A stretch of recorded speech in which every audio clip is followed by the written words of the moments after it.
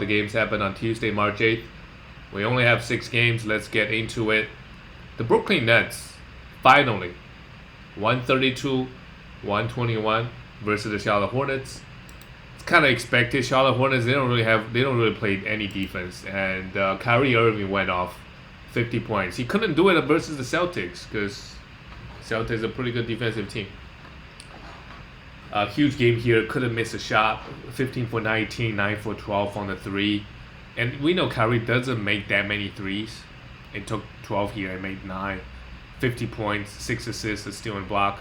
This is why we love Kyrie Irving when games like this. But how many games is he gonna play rest of the way? How many away games do they have? So I think I saw a stat somewhere. He's only got 5 games left, and the fantasy playoff, I don't know, 3-4 weeks.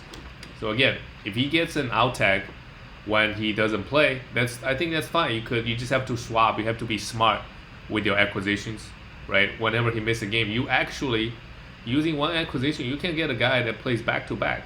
So you might get more value out of that spot. You know, for example, if the Brooklyn only have 3 games that week, and Kyrie only plays 2, maybe there's like a 4 or 5 day window in between the first and the second game, and then you can just stream the shit out of that spot using your acquisitions. You know, if you stream somebody for 3 games, you probably get more production out of that spot there than Kyrie. And of course, if you're looking for some stats like rebounds, steals, and blocks, you're gonna get more value out of it. It's pretty straightforward. You just have to stream a lot. KD, this game, because Kyrie had it going, KD still played 39 minutes, 14 points, 7 assists. And it's not very often you see KD has less than 20 points. And this is one of them when Kyrie Irving had it going. Bruce Brown, another great game, 14 points, 8 rebounds, 5 assists, and 3 shoots. He's been playing really well lately in the last 2 weeks. I think we got to think about picking him up. You know, he was a good streamer, 36-run player in the last 2 weeks, averaging 15 points on 52% shooting, 1.6 steals, and 0.6 blocks as well. So shooting the ball really well and getting the defensive stats and getting the minutes too. Only 27 minutes, but I don't expect him to play 30 minute every night. So just a streamer, I don't think I want to roster him if the Brooklyn's got a bad schedule, like one game in 4 days. Those are the situations that I'm gonna avoid. Andre Drummond, also a good game. I mean, when you play the Hornets, everybody goes off, 14 rebounds. Also just a streamer in my opinion. Seth Curry, 3 threes, you know, with all the guys back, you know, he's not going to score too much. And Patty Mills now only gets 20.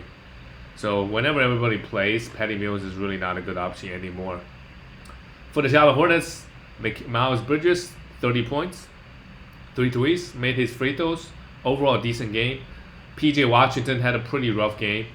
8 rebounds, 1 for 7 from the field, 2 for 4 from the free throw line. And we know the guy's got some issues with his efficiency, but he's a guy that can get a lot of defensive stats for you, multiple categories. Mason Plumlee played 20 minutes. Terry Rozier played 37. Terry Rozier had a great game, and he's a guy that's probably the most consistent player on this team, to be honest. 30 points.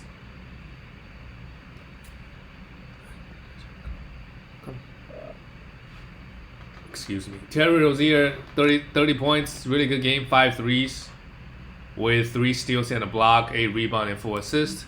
Across the board, just really good stuff. And Terry Rozier, again, in the last 2 weeks, what has he been doing? Averaging 27 points, 4.3 threes, 1.8 steals, 6 assists, 0.45 blocks. And he's actually the second-ranked player in 6 games. Just putting up insane numbers, and he proves me wrong every single year. Because I look at him and look at his stats.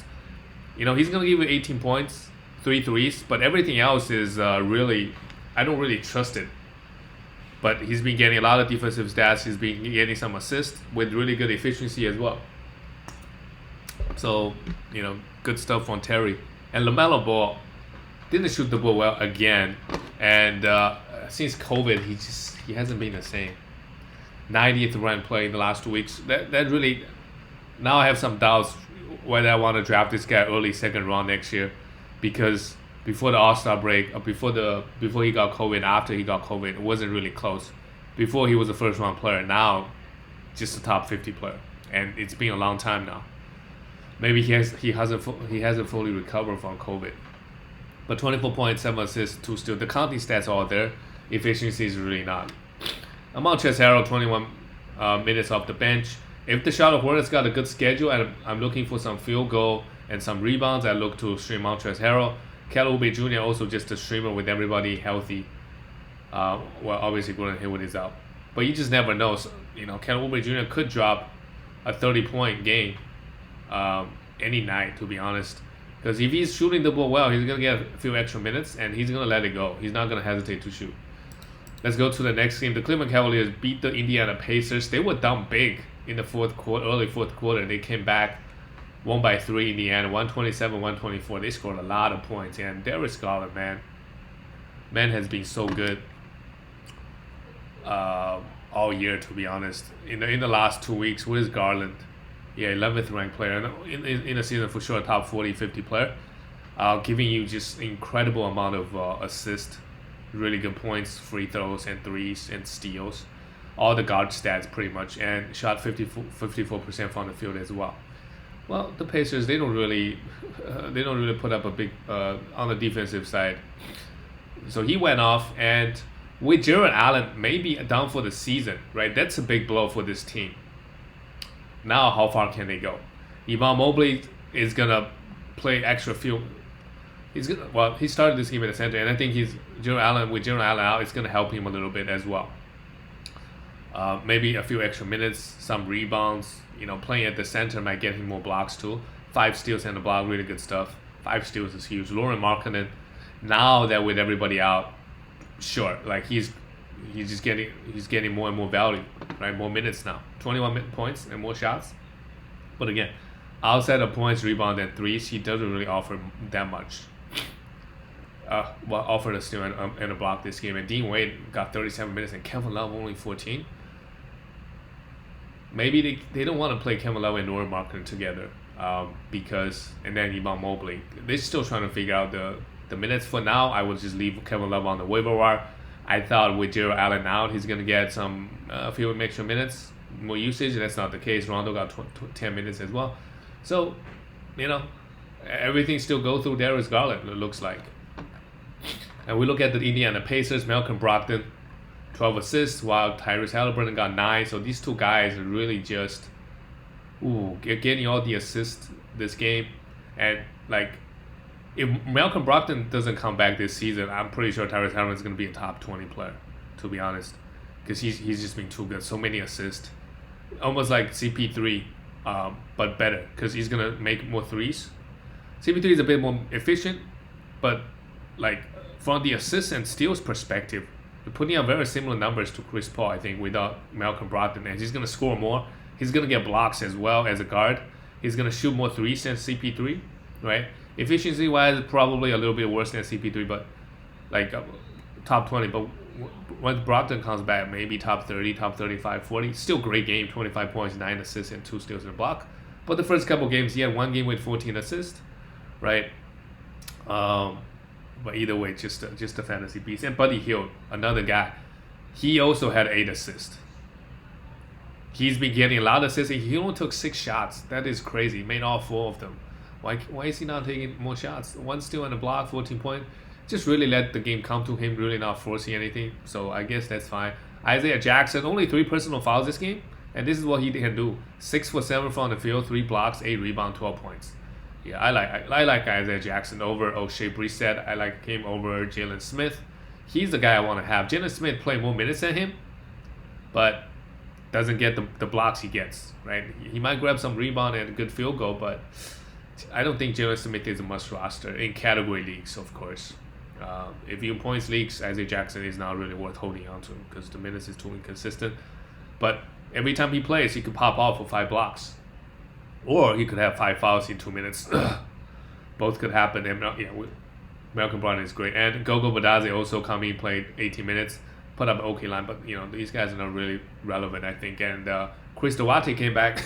But if Brogdon, Buddy Hield, Tyrese Halliburton are all healthy and playing, Kawhi is not going to crack 30 minutes, so I don't think we really want to have him.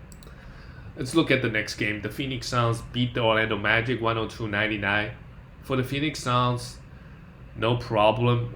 You know, they can still win games, and I think they're just gonna do it, right? They're gonna lock down the first seed. Yep, they're 8 games ahead. Wow, the Warriors, they're the 3rd seed now. Yeah, I mean, the Suns, no worries, right? 52 wins. They're gonna get the best record in the NBA without D-Book. Devin Booker is gonna be back soon. Maybe next game or in 2 games, but no worries. Cameron Payne is a must roster. 12 assists, 18 points, 2 steals. Yeah. I think once Devin Booker comes back, he's not gonna get the assists he's getting now, but either way, he's a must roster. Because I don't think CP3 is gonna be back. Landry Shamet also played well, 6 threes. I mean, if D Booker continues to be out, you could stream him for 3s and points. DeAndre and Cameron Johnson also out at the moment. Cameron Johnson, when he does come back, we gotta pick him up. Jay Crowder, 3 for 15, 1 for 10. They still got the win, no worries. They shot 36%. Okay, as a team, that's fine because Landry Shamet really saved the day. But Jay Crowder couldn't really get it going. But also a good streamer. DeAndre Ayton dominated. They did play the Magic, so I don't know how much it means. 21 and 19 for Ayton, but again, no defensive stats. That's kind of disappointing. Mikal Bridges filled it up. 3 for 11. That doesn't happen very often with him. Usually very, very efficient. Hit 2 threes. 5 for 6 from the free throw line. 3 steals in the block. Those are pretty good numbers for Mikal Bridges. And this year, in the last 2-3 years, to be honest, he used to be a huge defender. Now he's just mediocre. 53rd ranked player, averaging 1.4 steals and 0.3 blocks. That's fine. The blocks is a little bit low, but on the season, probably averaging around 1.2 steals and 0.7 blocks. So those are okay numbers, but not the numbers we expect him to put up. But he's been scoring a lot though this season compared to the years in the past. Aaron Holiday, not really fantasy relevant. Devin Booker is going to be back. And Cameron Johnson is going to be back. If he gets dropped, I would pick him up. Without CP3, I do expect Cameron Johnson to play close to 30 minutes and be a top 60, 70 type of player. Especially if he punting assists, really good. It will really fit your team build. For the Orlando Magic, Franz Wagner, very mediocre game. Very bad game, to be honest. 6 points and with nothing. Wendell Carter Jr. was questionable, ended up playing. 1 block is fine. Rebound is really, really solid. Usually score a bunch of points. He's been playing really well lately. Second half of the season. Just got to continue to ride it out. And Mo Bamba grabbed 15 rebounds, no blocks. 15 rebounds is nice, but need more defensive stats. But the RJ Hampton started because Jalen Suggs was out.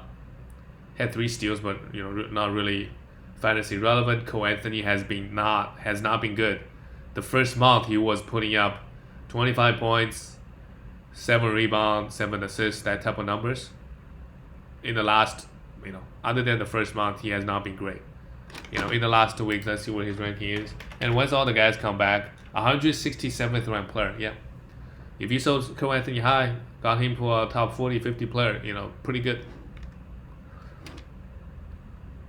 Chuma Okeke, we still want to hold on to him. He got 25 minutes. Against the Phoenix Suns, I guess it will be tough to get those defensive stats that he always get. But if you're looking for defensive stats and rebound, I will continue to hold on to him. Really, really good. The next game, the New Orleans Pelicans lost to the Grizzlies by 21 points. And the Grizzlies, with this win, they climbed to the 2nd seed. Well, the Warriors also won, but it just so works out that the Grizzlies play 1 more game than the Warriors. This game, Brandon Ingram was out, and we know Pelicans, they've been on a winning streak. Well, they've been on a losing streak too, and they lost their last 2. But I think they're pretty safe. There's one and a half games ahead of Trailblazers. But Trailblazers, I don't think they're even trying to make the playoffs. Trying to make the plays. Because they're resting guys. They're resting their best players. So it looks like the Lakers and Pelicans for the plays to me. Tony Snell started, but we know this guy minus 32 in 20 minutes. Had 2 blocks. That's surprising. But no, come on, we know he's not fantasy relevant. Jackson Hayes is tough now. It's tough to hold on to him. But consider he had 4 personal fouls, and they played a pretty elite team, the Grizzlies. I would hold on to him for a few more games. I mean, look at this game. Valanciunas only got 20. Everybody played a few more minutes this game, so it's fine. I'll hold on to him. They got 3 more games this week, I believe. And again, if you're looking for threes this week, you're looking for threes, assists, and steals, those numbers and free throws, you could drop Jackson Hayes, and we know we're in the playoffs, right? Jackson Hayes is not going to give you those numbers. He's going to give you field goal. He's going to give you some rebounds. He's going to give you some blocks, right? Blocks is really probably majority of his value anyways for most big men, is the blocks, the rebound, the field goal. So if you don't need those, you should drop him and pick up a guard. Valanciunas, 10 points, minus 37 in 20 minutes. Yeah, he'll bounce back. Herbert Jones, he'll bounce back. CJ McCollum played 31 minutes, had a huge game, but didn't really matter. 32 points, 11 assists. 5 threes. A really big game from him. They went with the bench. Devontae Graham, Willie Holland-Gomez, Najee Marshall, but next game they're not going to get the minutes they're getting now. They're all going to go back to 20 minutes, maybe not even. For the Grizzlies, easy win. Zaire Williams here, not really fantasy relevant. Jerry Jackson has been struggling in a pretty huge way. He was a plus 47 this game. Again, had 4 personal fouls, had 1 steal and 3 blocks, 2 3, 6 for 6 from overall good game in just 24 minutes. We know what he can do. Also a blowout. Maybe he would have played a few extra minutes. Steven Adams, 5 rebounds. If you need a rebound, you could stream him. Desmond Bane, 5 threes, 22 points. And where is Dylan Brooks? And Desmond Bane has been a top 50 player all season. Pretty consistent. Hit 5 threes here, 22. I mean, he's being a beast. And the concern was valid earlier this season that, if Dylan Brooks comes back, he's going to eat into. But that just hasn't happened all season. So no worries. Ja Morant, 24 points, 2 steals and a block. Those are good. Didn't take 30 field goals, only 13, and they won by 21. Overall, very good game from Ja Morant as well. DeAnthony Melton now gets 18. Is it really worth holding on to him? If you don't need the defensive stats, you should definitely let him go. Kyle Anderson, 14 minutes. Tyus Jones, 17. Yeah, the Grizzlies got a lot of guys. Bench guys are good fantasy players, but with everybody healthy, they just don't really have any value. Let's go to the next game. The Milwaukee Bucks beat Oklahoma City Thunder by 27 points, and I don't think anybody is surprised. Giannis had took a turn point in 27 minutes, had 39 points. Yes, easy game. Chris Middleton, keep it going. He had a huge game last time. Beat the Suns by 10, where he had 44 points. 25 points here. And Jrue Holiday also very solid, 13 points, 6 assists with 3 steals. The big 3 played well again, and Bobby Portis feasted versus the Thunder. 18 and 14. Just grabbing a lot of rebounds away from Giannis, to be honest. 2 steals and a block. Jordan Nwora played high minutes. Sure, like if Grayson Allen continues to miss games, you could stream Jordan Nwora. He's gonna hit some 3, score a little bit, but don't have huge amount of value, in my opinion. Look at Oklahoma City Thunder. The news came out. A couple guys were out for season. Lou Dort out for season. They haven't said anything about Josh Giddey, so he might come back and play like 3-4 games, play maybe like a week or 2, and then regular season is over, obviously.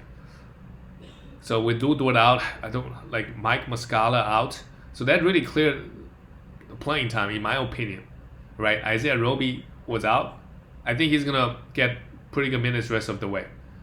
Trey Mann should be pretty good rest of the way. If he's out down on waiver wire, he's going to give you a decent amount of guard stats as well. So I like him. Darius Bazley, yes. Aaron Wiggins. Aaron Wiggins probably the guy that even he gets 30 minutes, I don't know what he's going to give you. Pokusevski, I like him. So those are the guys a lot of guys could have some value the last 3-4 weeks. Isaiah Roby being the best, in my opinion. And then Darius Bazley. And then Pokusevski and Trey Mann, they're like, you could roster them, but the efficiency going to be an issue. And this game, Shea, my God, 33 points. Well, free throw has been a huge issue with Shea in the last couple of weeks. 8 for 12 here again. but 33 points, 14 assists without Giddey. Well, Giddey without Shea averaged a triple-double.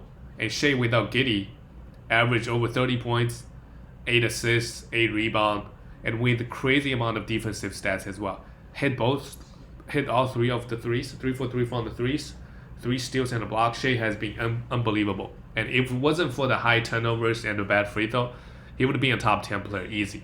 Like the counting numbers he's putting up is top 5, for sure. For sure.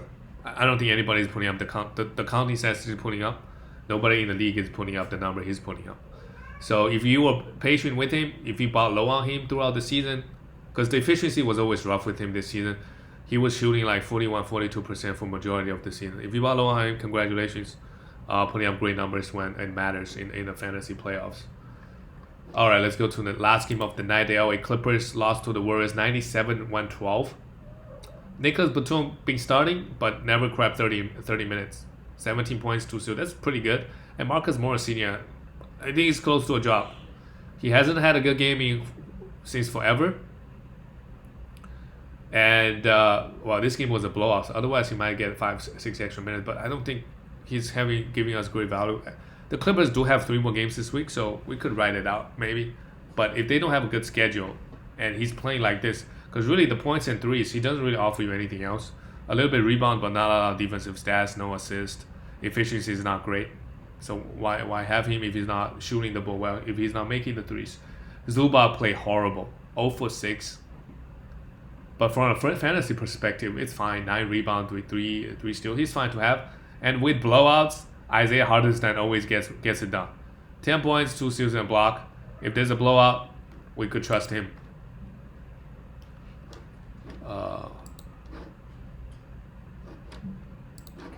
Let me just turn on my camera. Well, there's only one game left. One team left, but just wanna. Yep. Okay, and Terrence Mann, 7 points, 7 rebounds, 2 assists, and a block. Sure, you probably should stream some of these guys before Tuesday's game. If you stream them now, you already missed out on one game. Reggie Jackson, 2 for 14, horrible. Amir Coffey played horrible. Warriors a good team. They held them to 35%. So a lot of those guys, I do expect them to bounce back. Luke Kennard is a 3-point specialist, played just 60 minutes. Hit 3 threes. Here we go. You could stream him for threes. But yeah, collectively, the Clippers played really, really bad. And I do expect them to bounce back. Most of the guys. Especially Reggie Jackson, who dropped 36 points versus the Lakers just the other night. For the Warriors, what's going on, to be honest? What's going on with this? Ever since Klay came, because Draymond is also out. But it just seemed a little bit weird. Klay Thompson took 23 shots while Curry only took 12. It's almost like they don't.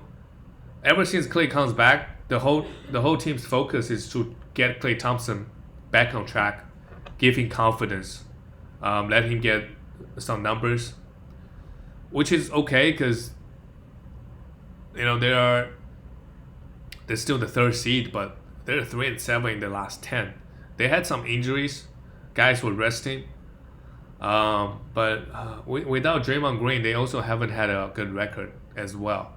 They are 17-15 on away games this season. At home, they're very solid, of course. And Draymond Green should be back next week, so we'll see what happens, right? Klay Thompson took 23 shots, played 33 minutes. Looks like the minute restriction thing is over, finally. Took, a month or two to fully wrap him up. 2 threes, 20 points, 2 blocks. Those are pretty good numbers. While Curry really suffering. Couple of reasons could be just trying to get Klay the shots, trying to get Klay the confidence he needs, and also Draymond Green now playing. 15 points, 5 rebounds, 5 assists, and 3 steals. Not the best game from Curry. And, Curry in the last 2 weeks, where is he at? Yeah, 25th ranked player. It's just in that top 20-30 player, top 20-30 range. It's been that for a while now. Jordan Poole, on the other hand, another good game. 30 minutes, couldn't miss a shot. 4 for 6 from the 3, 2 steals, 20 points. Jordan Poole has been playing. I mean, last game he dropped 30 points because all the guys were out, but he's been really good. 46th ranked player in the last 2 weeks, averaging just 27 minutes. A really good efficiency and hitting over 3 threes a game. And I don't mind have Jordan Poole pick him up just to and the Warriors got a good schedule the rest of the week. Well, they had a back-to-back, so if you didn't stream Jordan Poole, you might miss your opportunity. But I wouldn't mind pick him up. They still have 2 games left, and the way he's been playing lately is pretty good. Even though the minutes is now cracking 30 minutes most nights. Andrew Wiggins also had a good game. 11 rebounds, 3 blocks, 14 points, and 2 threes. And same thing with Andrew Wiggins. He was putting up decent numbers with Clay before Clay. And it's almost like without Draymond, a couple of things without Draymond and with Clay coming back, those guys' numbers were really suffering. Moses Moody got 30 minutes. Jonathan Kuminga got 26. So they started to give some of these guys more minutes because Otto Porter Jr. was out. And those guys can put up some numbers because they could. Well, Kuminga had 21 points, 6 rebounds, 6 assists with great efficiency across the board. So that's pretty good. And those young guys can get a lot of defensive stats as well. So, as long as Otto Porter Jr. is out, I don't mind streaming those guys. And Kevon Looney had 6 rebounds, 6 assists, and okay game from Kevon Looney. If you're looking for rebounds, you could have Kevon Looney. It's a little bit field goal. And that's it for all the games, guys. I will see you later.